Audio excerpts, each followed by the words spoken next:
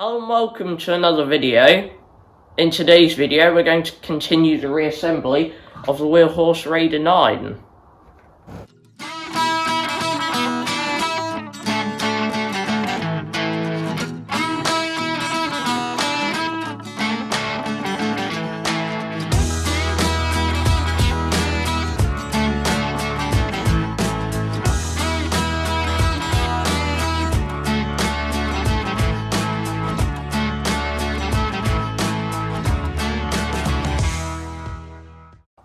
Our aim for the start of this video was going to be trying to get the tractor back on its wheels. However, we did try to fit this front wheel here and we noticed a problem.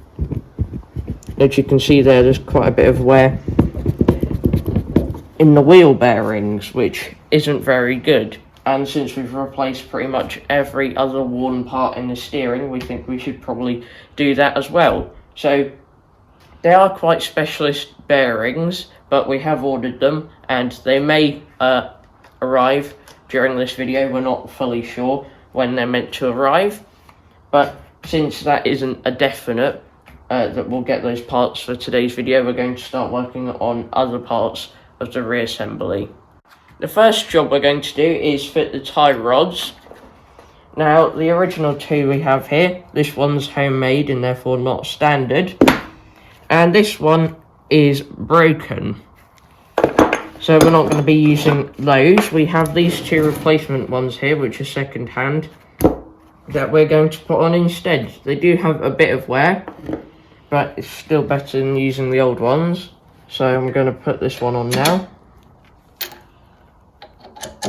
They go in like that. To fit them you do need the steering off at a slight angle so that the tie rod can actually get in past the axle bracket there. And these don't have washers looking at the parts manual, but we're going to put them on the underside like that of each of the fixing points. We've got both tie rods on now, and it's time to put on the engine mount and the battery tray, which I'll start with the battery tray. And this has had a bit of dodgy welding there, with a bit of threaded rod to replace the broken threaded part on there, which should look like that, but is clearly broken in the past. And you can actually see there's some wear on here from where it looks like it's been making contact with the steering rack. Now I don't think that should be happening, and you can see there's quite a small gap there, but the gap is there, and I think with the amount of wear that was in the steering before, that was what was making it have contact with the battery box and wear it. But now I'll just start doing up the nuts on this, and then we can get the engine mount on. Now for the engine mount bracket, and we did actually measure the gap between this hole and this side, and this hole on this side, and they are different.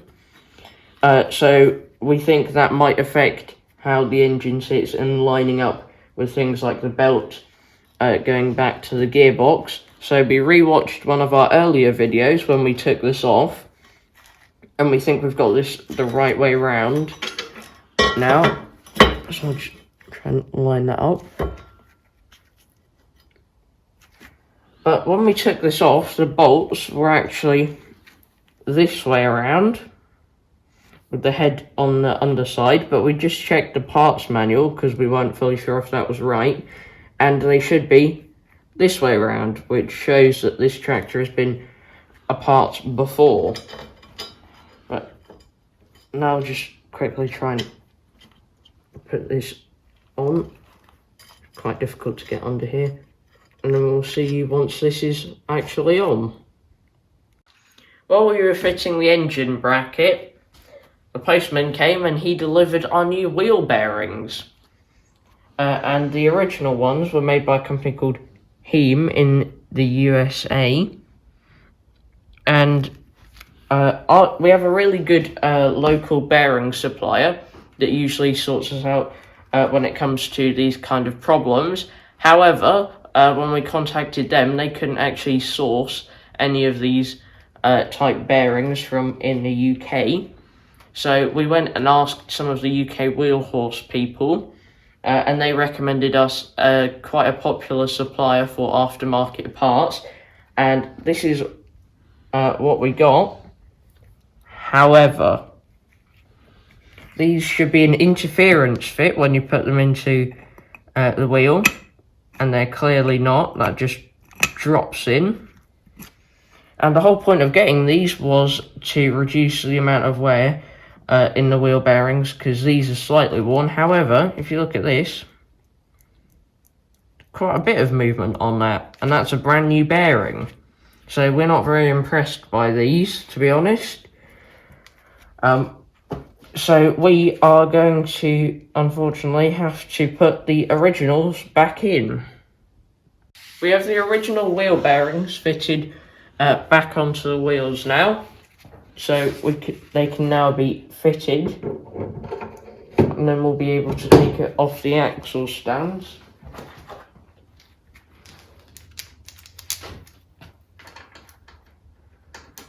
And then for the first time in a while, this will actually be holding its own weight, or at least on one end.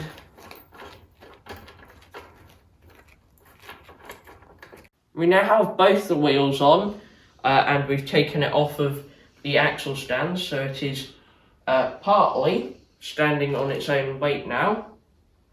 And we fully greased up using grease points on the rims. And we've also put the nice Wheelhorse stub axle caps on the end. Now just a quick demonstration of the steering. There is barely any play in this now, and the only bit of play I think is the wheel bearings, where we haven't been able to find replacements, which you can see a bit of that wheel bearing play if I wiggle the steering about a bit. However, our aims of going for zero play might have been a bit optimistic, and it's still a very big improvement on how it was before. But the next thing to do is get the engine mounted back on here, because for the remaining work on the engine rebuild, we think it would be good to have it mounted onto the tractor for that.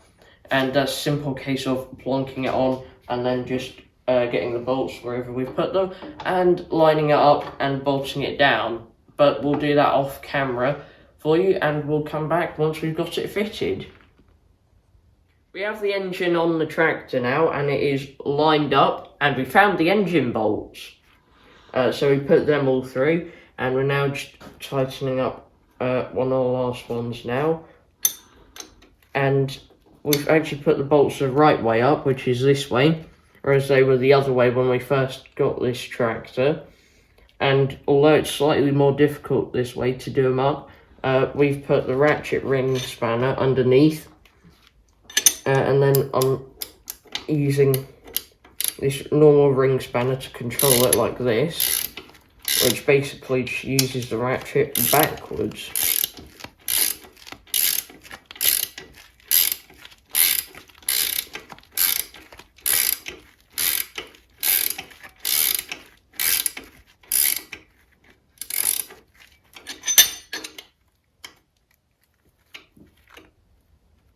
Having now fitted the engine to the chassis, we were then hoping to go on to start fitting up some of the engine parts again and reassembling it. But we did actually notice that a lot of the engine parts we hadn't actually properly cleaned up. So we spent quite a bit of time just doing a bit of that. So they are all ready for installation, but we don't really have time in today's video, so the next video on this tractor will most likely be continuing with the engine rebuild and hopefully getting it finished. Now, to end today, I think we'll go and update our whiteboard list.